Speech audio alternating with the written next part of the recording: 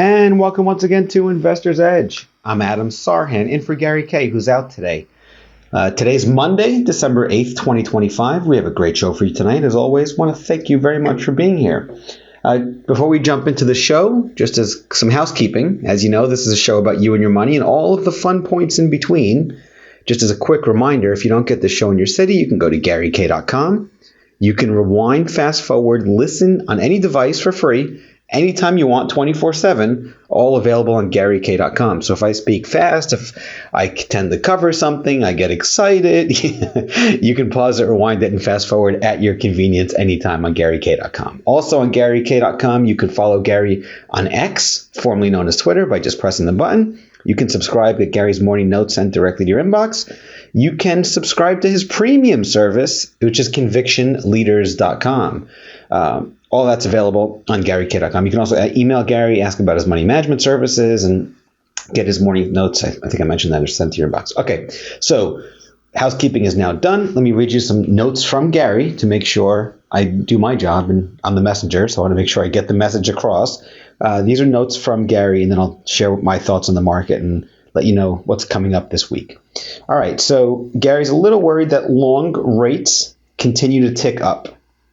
Semiconductors remain strong. Today's just another day out of performance. Let's say of outperformance, where the time semiconductors are strong. We'll see how long that lasts and watch it very, very closely because the semiconductor stocks are really important. If you look at the SMH, you can easily see the ETF that tracks these semiconductor stocks and the AI theme that's leading the market higher this year. You know, a lot of those are tech stocks, AI stocks, and semiconductor stocks. So, the semiconductors are an important place to be looking in the market. So that's for semiconductors. What else? Gary still says to avoid crypto. Healthcare names continue to come in after a strong bout of outperformance. If long yields keep going up while the Fed lowers rates, put us in the worry camp, especially for interest rates sensitive stuff like housing, utilities, and even though a bunch of retail stocks have been strong lately, that would have to be watched also. And the market very much does not like the Netflix Warner Brothers deal, and it's letting them know. I believe there's a chance that the deal will not get done with Netflix. So, as you know, well, in case you guys don't know, on Friday, Netflix made an announcement to acquire Warner Brothers. Ticker symbols there are NFLX, which is Netflix, and then WBD, which is Warner Brothers and Discovery. And that was the headlines over the weekend. Paramount, PSKY, had made an offer a few weeks ago, if not months, a little bit of months now at this point, but just recently made an offer to acquire Warner Brothers, and they've been courting them publicly, where Paramount wants to buy Warner Brothers.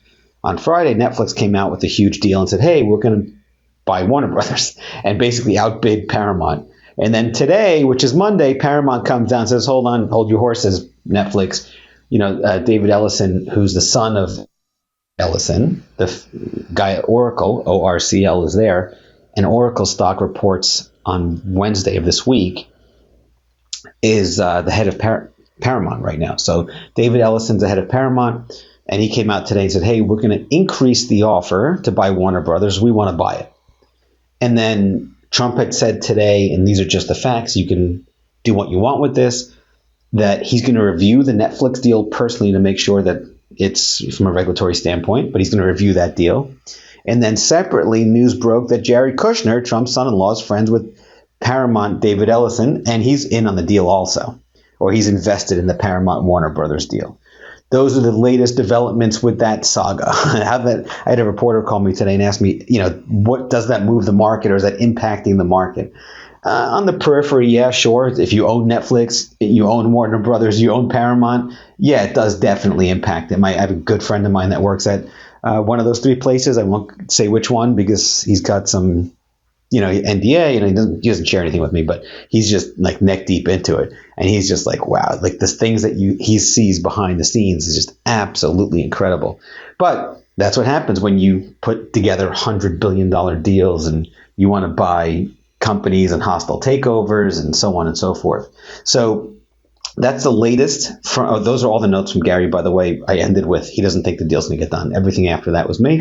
And then here's the rest of the thoughts for today.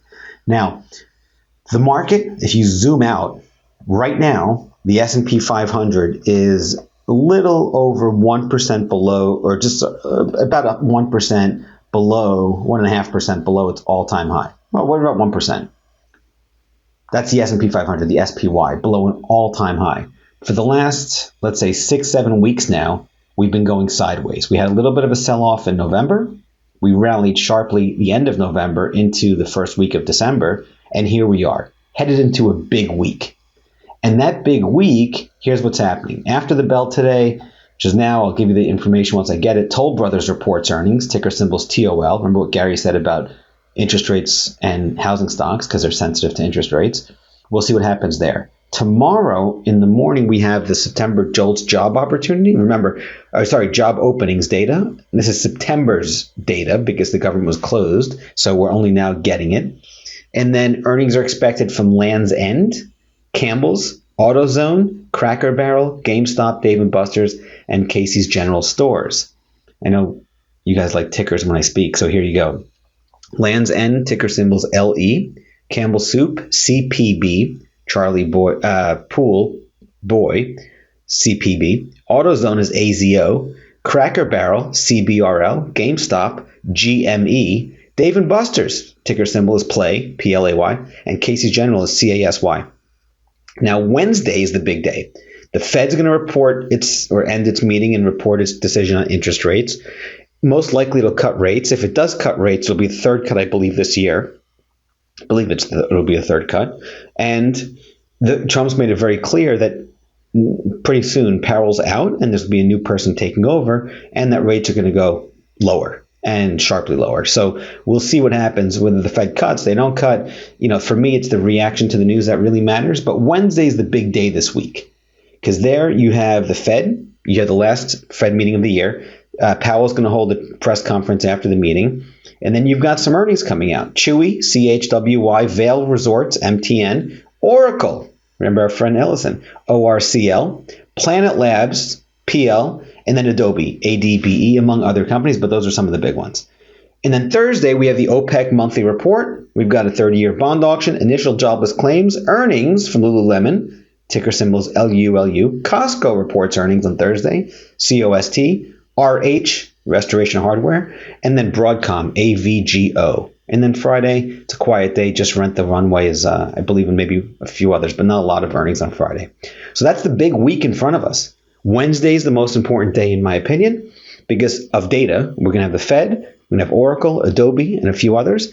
And then lots of times, folks, the market doesn't react on Wednesday. You might see some whipsaw action if the Fed surprises everybody with a big cut, not a big cut, or not cutting at all. I doubt they'll raise, but we deal with probabilities. So, could it is it possible the Fed raises rates? Yeah, but is it probable? Absolutely not. So most likely they're cutting rates, and it depends on how big the cut is. They do an aggressive cut, okay, things could change. But my point here is that Thursday, the day after the Fed meeting, lots of times you see the big move, if we get a big move. If it's just a quarter point cut, market snoozes, nothing really big happens, yeah, okay, great. Could be a quiet reaction to it. But if there is an outlier or some kind of expectation breaker, that could cause a big reaction in the market, and that could happen either after the meeting on Wednesday or the next day on Thursday. So again, just want to set the stage for you. It's Monday. It's the beginning of the week. All right, the market's the S&P is 1% below its all-time high. It's not going to take a lot for the market to break out. We're heading into the end of the year. My kids told me today there's 16 days left before Christmas. Okay, and then I think it's 3 weekends until the end of the year, which means there's a upward seasonal bias. There tends to be an upward bias for stocks heading into year end. And we're approaching year end with the market 1% below an all-time high. That's very strong. I'm going to go through some sectors a little bit later, assuming, if time allows, and show you what's been working year to date.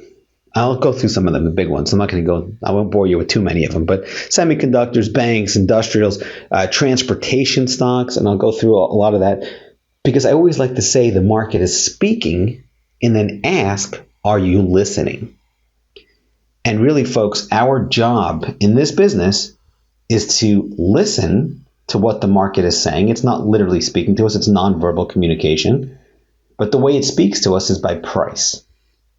Price and volume. All right. Up next, we've got a lot more to cover. I'm Adam Sarhan. I want to thank you very much for being here. This is the one and only Investor's Edge.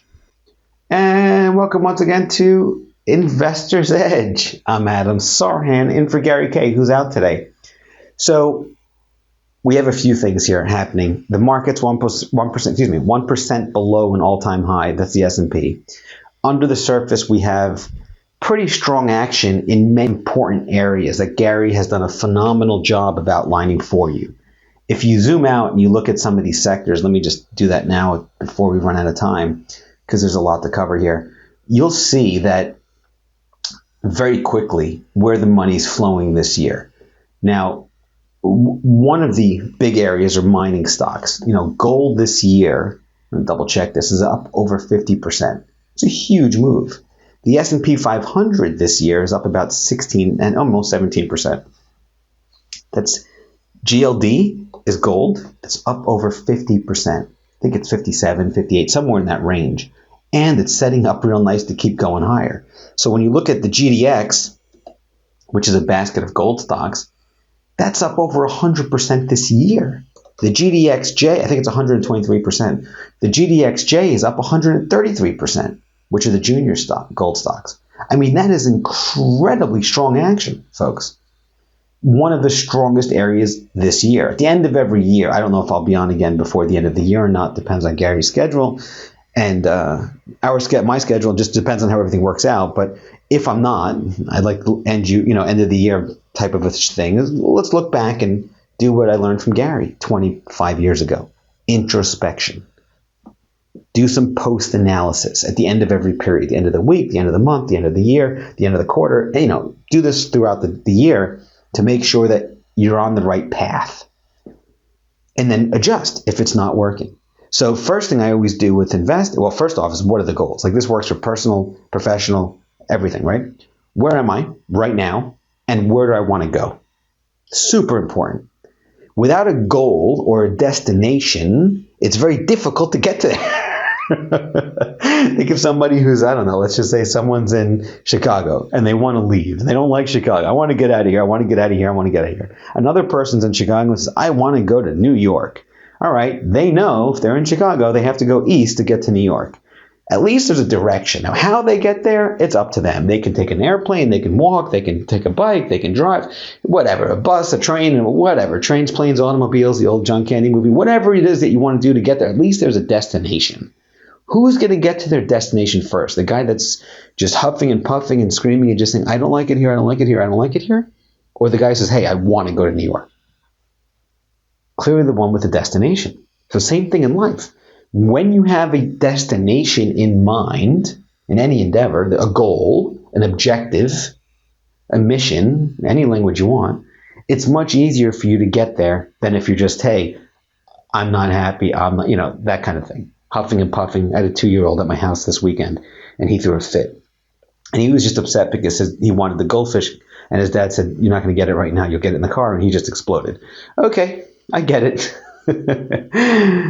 We can see that, right? So, okay, stay calm, stay cool, stay collected. So when the market's speaking and it doesn't go our way, many times I feel like throwing a fit. I used to not throw a fit like a 2-year-old, but I used to get emotionally up and down the roller coaster. You've experienced it, I'm sure, as well. It didn't do me any good. Now, I would get caught up in my head telling myself a story. I'm exaggerating the language on purpose. On a side note, if you ever like the personal development stuff I'm a big fan of, there's a guy named Jim Rohn, who's Tony Robbins' teacher, and he's online. You can go on YouTube and type in Jim Rohn. I'm not affiliated with him. He's passed away. He's just one of those great motivational speakers. And it's R-O-H-N, Jim, R-O-H-N. And in it, the way he talks, he exaggerates the language when he wants to illustrate a point. So he goes, of course, he exaggerates. So I was just listening to one just a few minutes ago, hence I just caught myself doing it unconsciously. So getting back to the point here, as you go through and you want to get a goal, you want to say, oh, okay, what's happening here? Get that plan, get that map, get that goal in your mind. And then I learned this on this show right here, Investor's Edge. Gary said I think it was like 98, 99, and it changed my life when I heard him say it.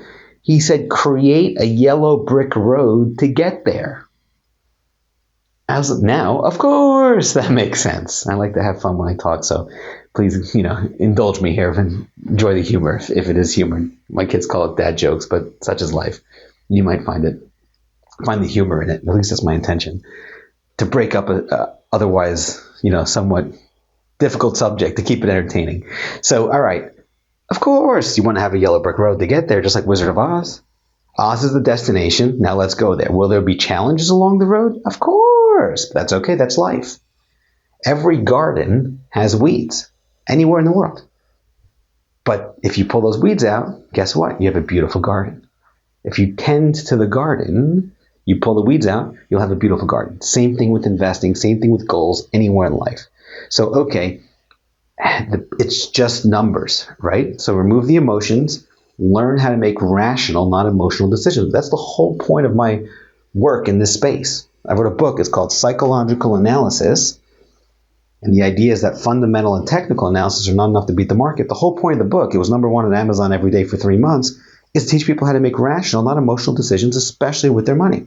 So you have a goal, you have a yellow brick road on how to get there, and then check in on that goal several times throughout the year. And say, hey, did I accomplish my goal? Yes or no? I want to beat the market. Okay, what's my performance this year? Did I beat the market? Yes or no? Okay, if I didn't beat the market, that's okay. What can I learn? And that's the beauty of life and the beauty of this business, is that there's always opportunities to learn. I just taught my daughter this the other day. Mistakes are your teacher. That fundamentally changed my life. I used to be upset when I would make mistakes. Now I embrace them because it's an opportunity to learn. So, okay, let's look at the leading areas in the market. And these are some of these areas that we're looking at. I don't own them. I saw them. I want to find leadership throughout the year. I didn't buy them, and that's okay. I don't need, first of all, it'd be very nice to buy everything all the time that goes up, but that's just not reality. You only need 1 or 2 good ideas a year, and you can do very well if you keep your losses small and let your winners run. It's a winning formula. So, okay, it's like the high school boy goes into a dance, wants to kiss all the pretty girls. It's impossible. You just need one. You're very happy. Same thing here with markets and stocks. There's hundreds, if not thousands, of ideas. And there's always going to be leading sectors, leading themes. And there's lagging sectors and lagging themes. So part of the exercise is to go through this and say, oh, okay, what did I miss? What did I miss? Real simple. How can I improve? What's my structure? Am I ahead of the 8 ball with the market? Am I doing the work? Do I have a trading plan? Or am I just winging it? Do I wake up every day and just read the headlines and get excited and just buy whatever's that's moving that day? People that have a plan tend to perform better in just about any endeavor than those that don't.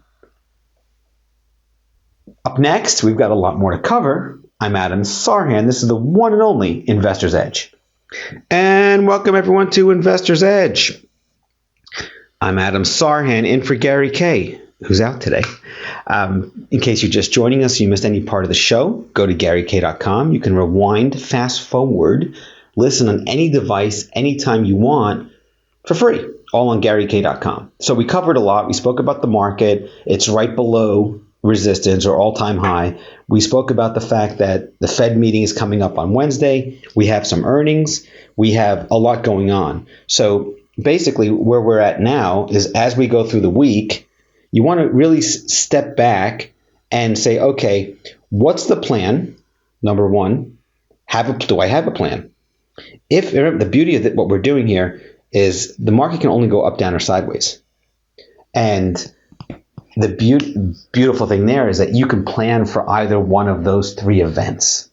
If the Fed cuts rates, slashes rates, stocks soar, right? That's one scenario. Stocks go up. It doesn't matter about the Fed. It's the reaction.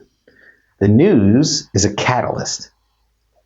And the reaction to the news is what matters, because that shows us what the big investors are doing with their money. Not what they say they're going to do. Actions speak louder than words, right? It's what they're actually doing. I can go say to somebody, hey, you're my best friend, then boom, punch them right in the face. What matters more? You're my best friend, or the action? The action. So the world, another little nugget of evergreen wisdom I've learned along the way that I love to share, because I'm not on every day. So when I'm on, I like to give you timeless things that you can use and give you structure that you can use, is that the world rewards action. That's it. Not intelligence. I know lots of very intelligent people that don't really have their life goals accomplished. They're not reaching their potential. They're making highly emotional decisions, and they're not even aware of it. It's the actions, what we do and what we don't do. So somebody that wants to accomplish a goal, step one is to set that goal. Step two is that yellow brick road, how to get there. Step three is check in to make sure that you're on the right course. And if you have to course correct and adjust yourself, that's fine. Do that.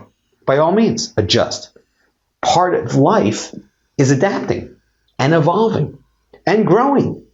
And part of that is being okay in the uncomfortable, getting uncomfortable, being okay in the uncomfortable. Why? That's how we grow. Just like going to the gym.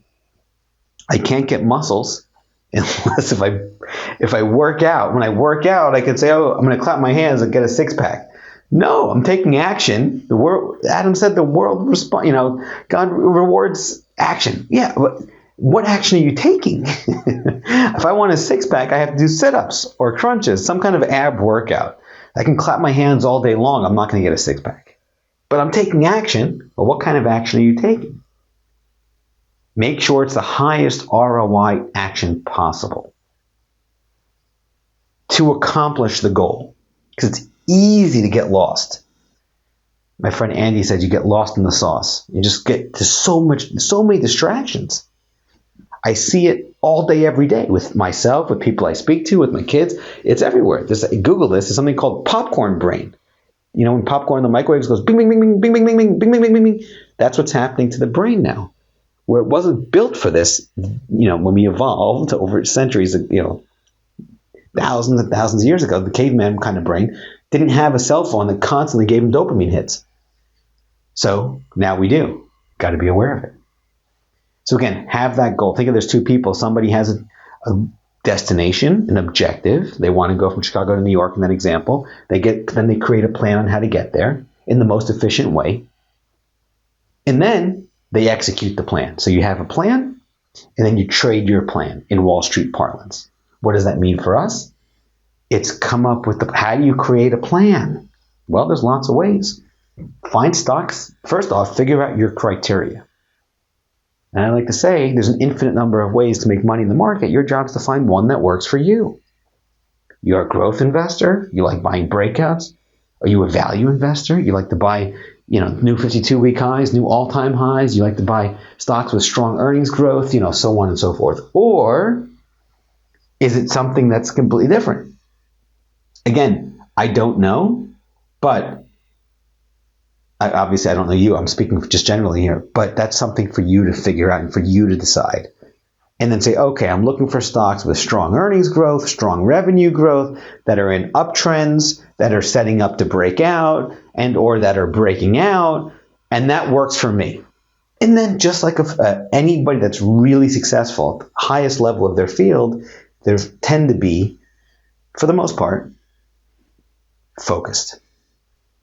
Filter out the noise. Steve Jobs had a great line, Elon Musk, where they filter out the noise and they focus on signals. Most things just don't matter. Any given day, anything can happen in a stock, in a random stock. And most likely that day doesn't matter. Doesn't mean that all days don't matter. No. or any 1 minute bar in a day probably doesn't really move the needle that much. But you go and look on a monthly chart or yearly chart, oh wow, that compounded. So the days matter when they compound, right? The 1 minute bar itself by itself standalone, or the 1 day daily bar, probably on any given day, unless if there's a catalyst or a change. If it's a breakout, that matters, a breakdown, that matters. But otherwise, not so much. So have that plan and then trade your plan. How you come up with the plan, it's up to you. And an infinite number of ways. I can help you. You can go Google it. You can AI it. And you can figure out a way to take all the information in the market, focus on what matters to you, and then stay laser focused on that. Now, obviously, you still want to watch the rest of it and have a good feeling for what's underperforming and what's performing and all that stuff. But for me, it's leadership. I can talk about my plan. I want to find stocks that are breaking out. I want to find stocks that are hitting new 52-week highs. I want to see on any given day think of it like a Libra scale, what the weighting is of the market. Are more stocks up or more stocks down? That's important to me, because it's a market of stocks, not just a stock market. So as we put all this together, let's look for leading themes. So we spoke about the semiconductor stock, the SMH. We spoke about the gold and silver stocks, two areas that are very strong this year. I think the semiconductor stocks, let me see what the SMH is. That's up about 50% year to date, which is a very strong return. It was down, by the way, in April earlier this year, but had a huge rally since, and a lot of that due to AI. So it's one of the leading areas. And then transportation stocks recently broke out. IYT, that's up about 12% year to date. That's a good little area that broke out. Transportation stocks are important. Financials, XLF, are up about 10% for the year, maybe 11%. They haven't broken out yet, but they're trading near about 2% off of a 52-week high. Not going to take much for those to break out. Even the small regional banks, which have underperformed recently, they're coming up the right side here and about 4% off of a 52-week high. And they're up about 9% for the year. And you can go through and look at industrials. You can, the XLI, the XLY, the consumer discretionary stocks, and you can go through these at your convenience, so to speak, and say, hey, listen, there's so many different ETFs out there. You can go through all these sectors and you can find leadership and just sort them by year-to-date percent change. And then looking for breakouts. To me, every single day, I want to know, the market speaking. I want to listen. What's the market telling me?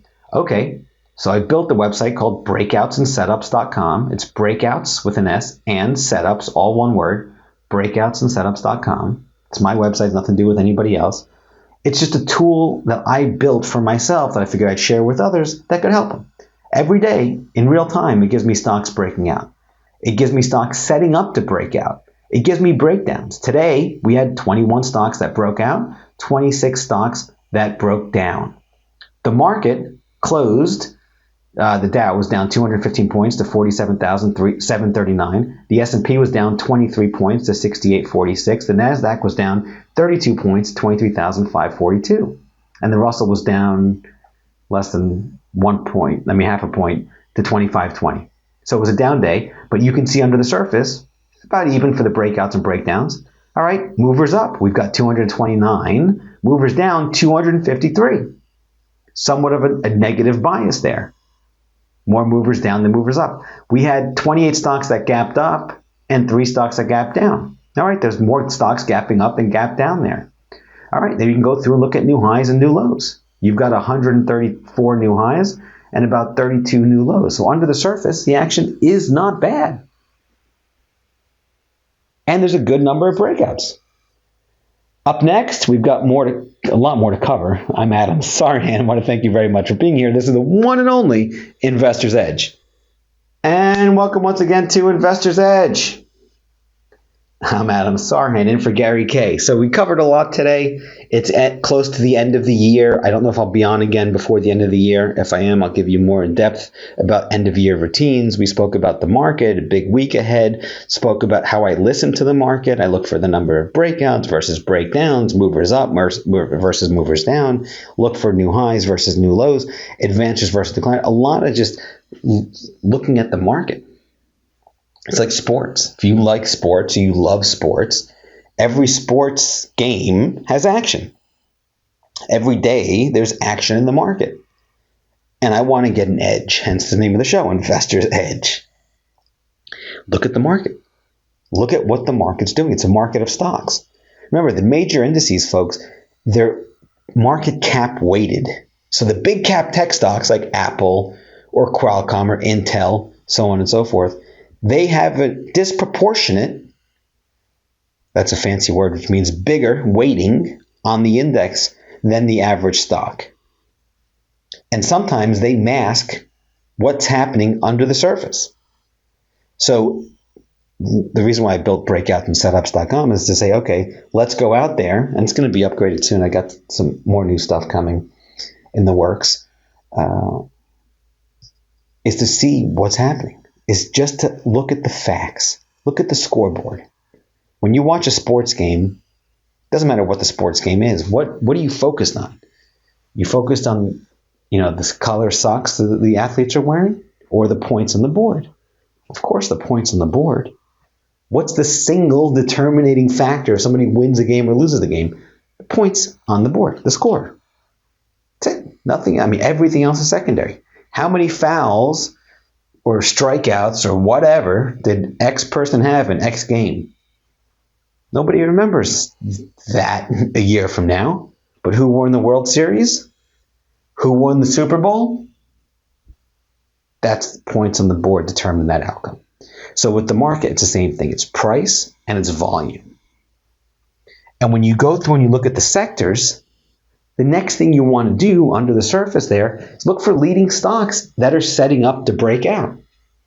And by the way, on breakout setups, I have the setups as well, not just the breakouts. Because anyone would tell you after a stock broke out, the value is finding the setups in addition to the breakouts when they break out, right? So, all right, so we've got all that. Let's look for, right now, with the remaining few minutes we have here today, is let's look at the strongest stocks in some of the strongest groups. So what are the strongest groups in the market? So there's telecom fiber optics is a strong group. The biotech stocks, strong group, second strongest industry group, according to Investors Business Daily and Market Surge. Third one, computer data storage. Fourth one, mining, gold, and silver. Fifth, electric contract manufacturers. Sixth, energy solar stocks. 7, medical services. 8, mining. Again, this is mining metal ores. The other one is mining gold and silver. 9, retail department stores. And 10, electronic parts. And those are just the top 10 groups. I can go, there's 197 groups. You don't want to hear me list them all. But out of those 197 groups, those are the strongest groups right now. Well, all right, just because they're the strongest groups right now doesn't mean they're going to continue to be the strongest groups, but let's go through them and then find some of the strong stocks in those groups. And that's a very healthy exercise. So, okay, we know retail stocks, for example, are leading right now. Well, what are some of those strong stocks in that group so we can go through and see them? Well, let's look at Macy's, ticker symbols M. And by the way, they are not buy or sell recommendations. It's just my process, like I spoke about earlier, come up with a way of organizing all of this, of going through and figuring out, hey, here are the stocks in the industry group, here are the leaders, and let's look at them. I'm not going to just blindly buy them. Macy's, ticker symbol M. Dillard's, DDS, both of them up big since April. Macy's in April was trading at, where was that back there? It was 976. You're at 2213 now. Dillard's was at 282. Now you're at 687. Let's see what else in that group that's noteworthy. Kohl's, KSS, back in April was at $6, and you're now at 2270. It just gapped up a few days ago on the 25th of November on earnings, even though earnings were down 50% year over year. The reaction to the news, folks, is what matters. And those are some of the stocks that are in a strong group. Again, I'm not going to blindly go out there and buy them. But I want to put my finger on the pulse, stay in hard money with the market. And when I'm wrong, it's difficult on the ego to admit you're wrong, but every human I know makes mistakes. We're all fallible. Every human is right at times, and every human's wrong at times. And in this business, we're going to be wrong. It happens. It's the cost of doing business. So the question is, do you want your cost of doing business to be big or small? I want it small. That's why keeping the losses small is so important. Again, just sharing some of my process with you to help you. But that's the intention, at least, of what I'm doing here. It's like, okay, how do I help? In the few times that I come on. So it's the end of the year. Do that end of the year post analysis. I print out my trades. I'm going to look at the winners. There's 2 columns, winning trades and losing trades. Okay, what was I thinking when I bought them? When I buy something, I print it out and I write down the reasons why I bought it. Sell it, same exact thing. And then it goes in a folder, a winning folder and a losing folder. That's it. And I look at it. It's easy to put it away. It's easy not to do that work. It's hard to do that work, but that's how you grow. And you find patterns. And life is about pattern recognition in humans and also in markets. If I if I keep doing the same mistake and repeating it over and over and over again, I'm not really growing. I'm not learning. I'm just on autopilot. I want to grow. I want to learn. I want to improve. I want to get better. Hence this exercise. What were my goals this year? If I didn't have any goals, that's fine. What are my goals next year? And I'll take all this and extrapolate it going forward for the next 12 months. This time next year, what do I want to accomplish? I set up a foundation. One of my New Year's resolutions just recently, it was about 2 years ago, a little over 2 years, was to create a foundation. It's called happyfaceproject.org. happyfaceproject.org. And we teach people essential life skills they don't learn in the classroom and help with education. Education is dear to my heart. My mom was a teacher. Education changed my life, so that was a goal. Thankfully, I was able to get that up and running. So again, figure out your goals, see if you're aligned, and then ask yourself, what can I do to improve? I believe that's all the time we have for today. Thank you, everybody, for being here. If I don't speak to you, happy holidays and happy new year. If I do speak to you again, I'll speak to you again. Until then, this is the one and only Investor's Edge.